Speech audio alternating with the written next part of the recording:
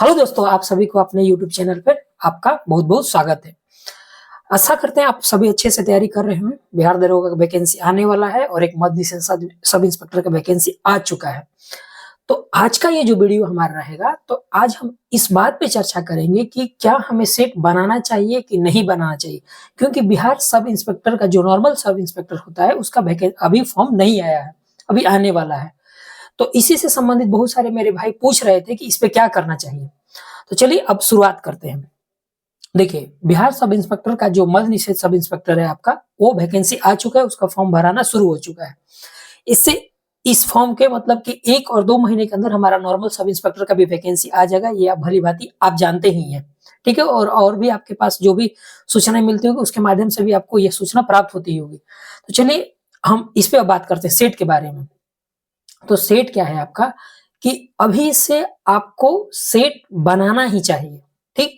अगर आप daily set एक बनाते हैं तो बहुत बढ़िया है। अगर आपसे डेली नहीं पॉसिबल हो पा रहा है तो आप एक दिन बीच करके ही सेट बनाइए, लेकिन सेट प्रैक्टिस सेट बनाइए। देखिए, प्रैक्टिस सेट बनाने से ये होता है, हमें इस बात का अंदाजा लगता है कि हम कहाँ तक पहुंचे हैं और हमें जहां पहुंचना है वहां पहुंचने में कौन कौन सी बाधाएं आ रही है, आप उसको दूर करें। ठीक, इससे आपको अपने क्वेश्चन मतलब कि ये पता चल जाएगा कि हम किस टॉपिक में फंस जा रहे हैं, कौन सा सब्जेक्ट हमारा वीक है। इस तरह से आप अपने आप को फाइंड आउट कर पाइएगा कि हमारा वीक पॉइंट कौन सा और हमारा स्ट्रॉन्ग पॉइंट कौन सा है। अब इससे क्या होता है कि किसी का सिविक्स बहुत स्ट्रॉन्ग होता है, उसका ज्योग्राफी वीक होता है। तो जो एग्जाम होता है तो उसमें आप जब आप एग्जाम होगा तो आप उसमें अपना स्ट्रॉन्ग पॉइंट तो आपका ऑलरेडी स्ट्रॉन्ग है, तो वीक पॉइंट को आप फाइंड आउट कर चुके हैं, आप उस पर काम करिएगा और आप ग्रो करके एक आपका रिजल्ट आ जाएगा। तो यही फ़ायदा होता है सेट बनाने से आपको। और दूसरा फ़ायदा होता है कि आपके अंदर एक कॉन्फिडेंस बिल्डअप होता है कि मतलब कि हाँ, हम डेली सेट बनाते हैं। आपके अंदर जो डर होता है, जैसे कि एग्ज़ाम में 100 क्वेश्चन पूछता है, तो डेली-डेली आप 100 क्वेश्चन को कवर कर रहे हैं, डेली 100 क्वेश्चन को एक्सप्लेनेशन पढ़ रहे हैं। तो इसके अंदर इससे क्या होगा कि आपके अंदर एक विल पावर डेवलप हो चुका है और आप 100 क्वेश्चन जब एग्ज़ाम देने जाइएगा तो आपको डर नहीं लगेगा, क्योंकि आप ऑलरेडी प्रैक्टिस इतना ना प्रैक्टिस कर चुके हैं कि आपके अंदर से वो डर निकल चुका है। अब क्या होगा, 2 बेनिफिट आपको हो गया। तीसरा, इसमें देखते हैं कि अगर आप नहीं सेट बनाते, आप सिर्फ पढ़ते ही जाते हैं, तो आपको ऐसा एहसास होगा ना कि आप बहुत कुछ जान चुके हैं। अब आपको मतलब कि आपका सिलेक्शन हो जाए, इस तरह का एक ज़ूम क्रिएट हो जाएगा आपके मन में। लेकिन ऐसा वास्तविक है नहीं। सेट बनाना अलग बात होता है और पढ़ना अलग बात होता है। पढ़ने से क्या होता है ना, जैसे मान लीजिए कि कोई भी ज्योग्राफी या सिविक्स या इकोनॉमिक्स का टॉपिक पढ़ रहे हैं, तो आपको लगेगा कि हाँ, इसके बारे में तो हमें सीक्वेंस से पूरा याद है। सिविक्स भी, फिजिक्स भी क्लियर है, केमिस्ट्री भी क्लियर है और भी जो सब्जेक्ट है वो हमें आता है।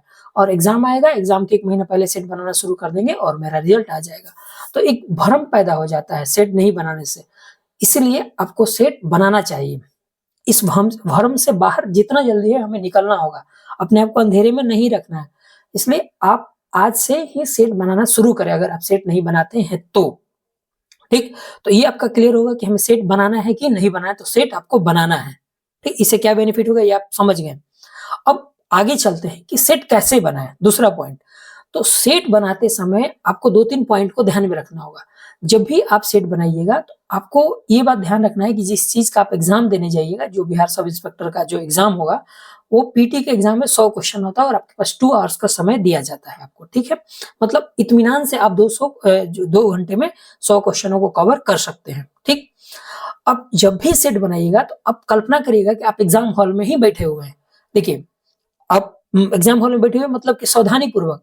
क्या होता है कि आसान क्वेश्चन आदमी गलती कर देता है सेट बनाते समय और उसको बोलता है कि ये यहाँ ना गलती हुआ है, एग्जाम हॉल में गलती नहीं हुआ। बिल्कुल नहीं। ये लत आपको वहां तक रहता है और वहां को बहुत सारे बच्चे के मुंह से सुनिएगा कि मेरा 3-4 आसान क्वेश्चन गलती हो गया। तो जब आसान क्वेश्चन अगर आप गलती करते हैं तो आपका रिजल्ट कभी भी नहीं आएगा, क्योंकि जो बिहार सब इंस्पेक्टर का जो भी स्टैंडर्ड लेवल के एग्जाम होते हैं उसका सीट कम आता है। ऐसा थोड़ी कि 5,000 10,000 वैकेंसी आता है, नहीं आता है। उसमें फाइटिंग ज्यादा होता है, एक हायर लेवल का फाइटिंग होता है, सभी लोग पढ़ते हैं और उसमें आप क्या किए कि 2-4 क्वेश्चन आसान क्वेश्चन गलत कर दिए तो आपका कहाँ से रिजल्ट आएगा। तो सेट बनाते समय आपको ये बात पक्का ध्यान रखना है कि आसान क्वेश्चन गलत ना हो।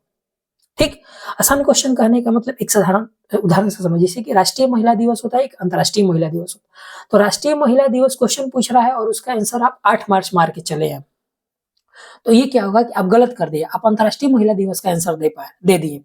इस तरह से बहुत सारे क्या होगा, क्वेश्चन में था लगा होगा, वाज लगा करके क्वेश्चन पूछा होगा कि वर्तमान में यूएनओ का चेयरमैन, फर्स्ट चेयरमैन कौन थे, या अभी कौन है और आप हैं वाला क्वेश्चन मार के चले, प्रेजेंट वाला, मतलब पास्ट फ्यूचर में हड़बड़ी में आदमी ध्यान नहीं दे पाता है और आपको पता है, और जब घर पे आइएगा तो आपको लगेगा कि जा थोड़ा सा के लिए आपका क्वेश्चन गलत हो गया। तो सेट बनाते समय आपको आपसे आसान क्वेश्चन गलत नहीं होना चाहिए, ठीक है। अब फिर आगे बढ़ते हैं। जो आपका हार्ड क्वेश्चन होता है, जब आप सेट हार्ड क्वेश्चन होता है, अगर आप उसको समझ पा रहे हैं, बना पा रहे हैं तो ठीक है। सेट का बात कर रहे हैं, एग्जाम हॉल का बात नहीं कर, नहीं बना पा रहे हैं तो क्या करिए कि जब आप पूरा सेट बना लीजिए 1 से लेकर के 100 तक और उसको मिला लीजिए, आपका कितना गलत हुआ और कितना सही हुआ। सेट बनाते समय निगेटिव ज्यादा लेने का भी प्रयास नहीं करना है, ठीक है। दिमाग लगाना है क्वेश्चन में, बट ये नहीं कि 10 क्वेश्चन नहीं आ रहा है तो ABCD अंधकार में पेंट कर देना है, नहीं। एग्जाम हॉल थोड़ी, ये तो सीखने वाला बात है, आपको ऐसा नहीं करना। हाँ, लग रहा है दिमाग तो लगा करके आप उसको बनाइए, गलत हो जा रहा है तो कोई बड़ी बात नहीं है, लेकिन ABCD पेंट मत करिएगा यदि आपको क्वेश्चन नहीं आता है तो। अब चलिए, सेट आप बना चुके हैं, आपने अपना नंबर भी मिला लिया कि आपको कितना आपने नंबर गेन किया, कितना आपका गलत हुआ और कितना आपने छोड़ दिया, ठीक। अब क्या करना है हमें कि उस सेट के एक्सप्लेनेशन जो दिया रहा था उसका एक एक एक्सप्लेनेशन पढ़ना, जिससे कि पहले हम रुक्मिणी का या ड्यूटेरिया का, और भी 2-3 मार्केट में है, लेकिन हम लोग जो उस समय बनाते थे यही था आपका। तो उसके पीछे का एक्सप्लेनेशन आपको पढ़ना ही पढ़ना है। इससे क्या होगा कि आपके अंदर एक बहुत बड़ी मतलब कि एक कॉन्फिडेंस आ जाएगा, और उससे रिलेटेड जब अगले सेट में क्वेश्चन आएगा तो आप उसको बहुत और भी आसानी से टेकअप कर पाइएगा, ठीक है। तो आपको एक्सप्लेनेशन पक्का पढ़ना है। जैसे कि मान लीजिए कि DPSP से क्वेश्चन है या फंडामेंटल राइट से क्वेश्चन है, तो जैसे ही फंडामेंटल राइट कितने होते हैं, बोलने का अधिकार कहाँ किस आर्टिकल्स में दिया होता है, ठीक है, आपको पता है कि 19 में है, आपका 6 फंडामेंटल राइट है, तो उसका एक्सप्लेनेशन में दिया रहेगा तो आप उसको पढ़िए। वो बुक वाला है ना कुछ नया पॉइंट जोड़ देगा, और वो हमारे आने वाले एग्जाम में या नेक्स्ट प्रैक्टिस सेट में वो हमें काम कर देगा, तो उसको नोट डाउन कर लेंगे अपने कॉपी पर, ठीक। तो ये फायदा होता है हमें एक्सप्लेनेशन को अच्छे से पढ़ने से। और मान लीजिए कि कोई क्वेश्चन जो गलत हुआ है तो आप उसका एक्सप्लेनेशन में जाइएगा। तो जो एक्सप्लेनेशन में गए आपका, जैसे मान लीजिए कि आप भारत के जो समुद्री क्षेत्र उससे संबंधित क्वेश्चन आपसे गलत हो गया, तो उसका एक्सप्लेनेशन में 4-5-6 पॉइंट पे दिया रहेगा। तो अब आपको क्या करना है कि उस बुक का एक्सप्लेनेशन पढ़िए जो प्रैक्टिस सेट कर रहे थे, और फिर जो आपके पास प्रॉपर लूसेंट, क्राउन या जो भी ज्योग्राफी का बुक है उस टॉपिक को खोलिए उस बुक में जाकर के। टाइम लगेगा मिलाने में, लेकिन बहुत बड़ा आपको मतलब कि आपके अंदर बहुत बड़ा कॉन्फिडेंस और आपका रिजल्ट पक्का है। फिर उस बुक में जाइए और उस टॉपिक को क्लियर करिए। अब इससे क्या होगा कि एक जगह आपने सेट बनाया, एक क्वेश्चन गलत हुआ, उससे संबंधित आपने एक्सप्लेनेशन में उसको क्लियर किया, फिर उसी टॉपिक से संबंधित आपने बुक में जाकर के उसको पढ़ लिया।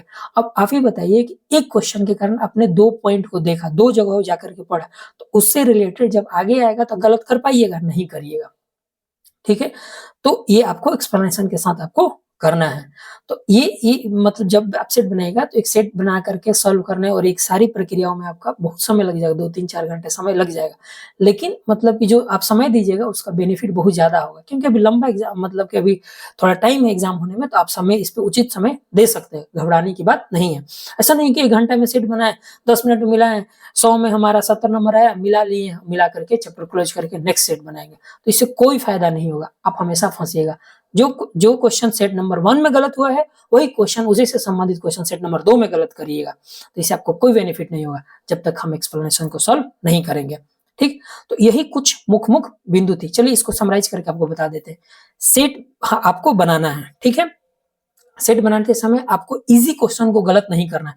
एक इजी क्वेश्चन गलत किए तो आप हजारों बच्चे से आप मतलब फॉल डाउन हो जाएगा, आप बहुत पीछे चल जाएंगे। आसान क्वेश्चन को गलत नहीं करना है तो नहीं करना है। तीसरा पॉइंट है आपका सेट बनाने के बाद उसका एक्सप्लेनेशन पढ़ना है तो पढ़ना है। चौथा पॉइंट है क्या कि उस टॉपिक से संबंधित आपका जो प्रॉपर बुक है उसमें जाकर के उस टॉपिक को क्लियर करना है, ताकि जो नेक्स्ट सेट बनाइएगा उसमें आपका उस टॉपिक से रिलेटेड क्वेश्चन को गलत नहीं होने देना है। ये 4 बिंदुओं को आप नोट डाउन कर लीजिए, और आपका आने वाला सब इंस्पेक्टर का जो दोनों एग्जाम है, ये मद्यनिषेध सब इंस्पेक्टर और जो नॉर्मल, इस दोनों में आपका रिजल्ट आएगा। और एक ऐसा समय आएगा कि आप फाइंड आउट करिएगा कि हम किस में ज्वाइन करें, इसमें ज्वाइन करेंगे अगले वाले में, क्योंकि क्या करता है ना, दोनों को सटा कर देता है, दोनों का फिजिकल मेरिट लगभग साथ-साथ बनेगा, आप देखिएगा आने वाले समय में। तो आज के लिए बस इतना ही, मिलते हैं फिर अगले वीडियो में, तब तक के लिए जय हिंद।